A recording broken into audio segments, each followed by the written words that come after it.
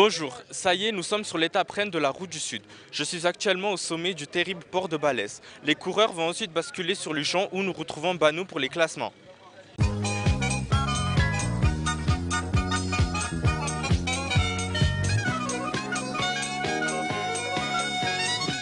Oui, Kevin, quelle terrible étape. Alors, le grand vainqueur d'aujourd'hui est Alberto Contador qui devance Nairo Quintana et Pierre-Roger Latour. Alors, pour les maillots, Alberto Contador devient maillot orange du classement général. Daniel Martinez, le maillot bleu à pois blanc du meilleur grimpeur.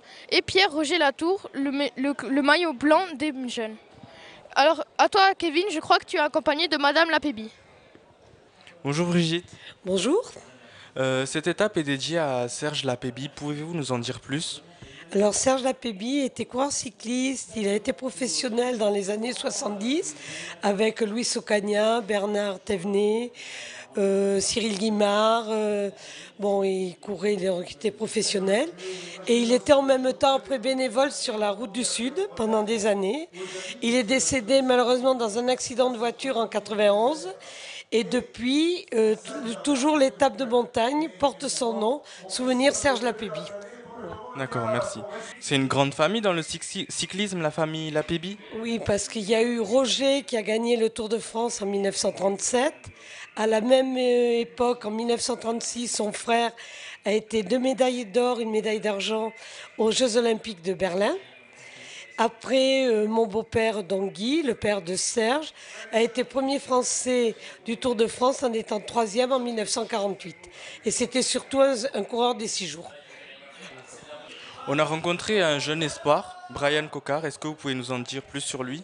Alors, je ne le connais pas personnellement, je l'ai aperçu hier, mais je connais quelqu'un qui a été son entraîneur à l'époque où il était vers Nantes et qui m'a parlé en bien, voilà. Et ça sera un futur espoir, j'espère.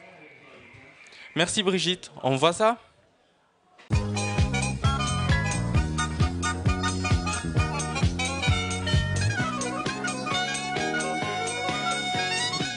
As-tu fêté ta victoire hier soir?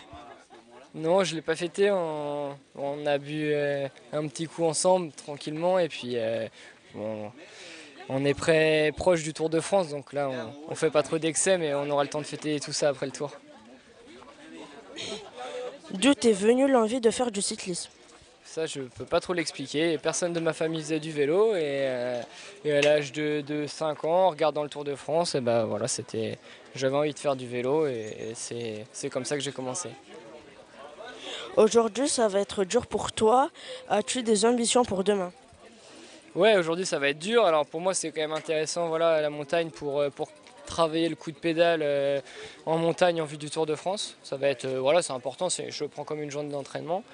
Et puis oui, demain on espère gagner la course, donc avec moi ou quelqu'un d'autre de l'équipe. On ne sait pas comment on va trop manœuvrer, mais on va essayer de faire au mieux pour que l'équipe Europcar gagne encore demain.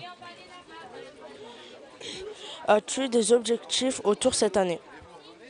Des objectifs, oui, on a toujours des objectifs. Moi, mon but, c'est de faire du mieux possible, encore un peu mieux que l'année passée. J'aimerais bien, voilà, monter sur le podium, me rapprocher encore plus de la victoire. Le maillot vert, pourquoi pas, mais bon, j'ai fini 3e l'an passé. Maintenant, on verra. Je prendrai un peu le tour au jour le jour. Pour toi, qui sera le grand favori du Tour?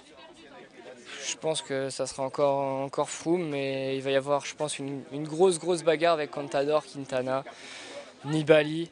Donc ça va être, je pense qu'on va avoir à faire un bon Tour de France. Il ne faut pas oublier notre Français Thibaut Pinot qui est en train de remporter le Tour de Suisse, qui sera, je pense, aussi un des favoris sur ce Tour. Merci.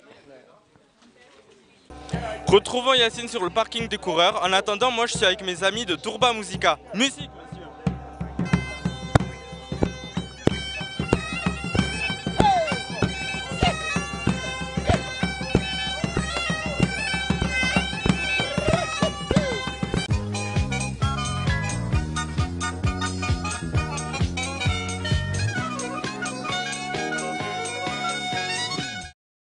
Bonjour, comment était l'étape d'aujourd'hui?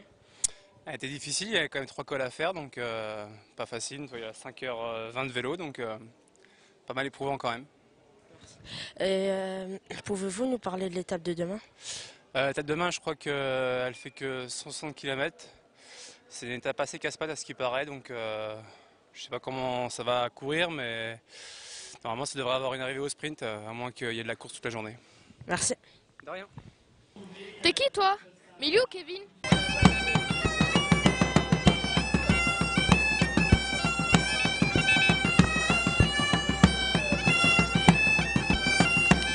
Je pense qu'il est toujours avec ses visiteurs. Bon ben on lance au cœur de la FDJ.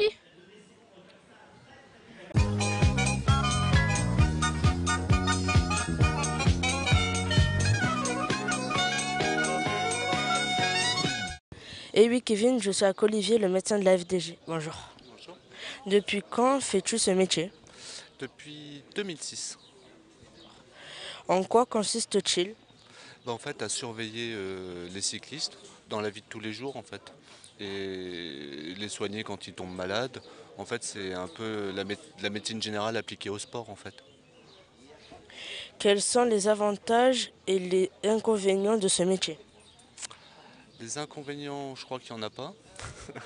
Les avantages, c'est de pouvoir suivre une équipe, de soigner des athlètes. Et puis on est quand même. Donc une équipe, c'est très fermé, donc on vit tous ensemble, donc humainement c'est très intéressant en fait. Si des jeunes comme vous sont intéressés par le métier médecin, quel cursus scolaire nous conseillerais-tu? En fait, il faut déjà faire plutôt des sections scientifiques, donc il faut aller en S. Ensuite, en S, il y a un concours de médecine. Ce concours, il est relativement dur. Et en fin de ce cursus, en fait, il y a une surspécialité qui est la médecine du sport. Donc il faut être médecin du sport, en fait. Pouvez-vous nous décrire une journée type de votre métier? Une journée type de mon métier, c'est simple. En fait, on se lève en même temps que les coureurs et on se couche en même temps que les coureurs.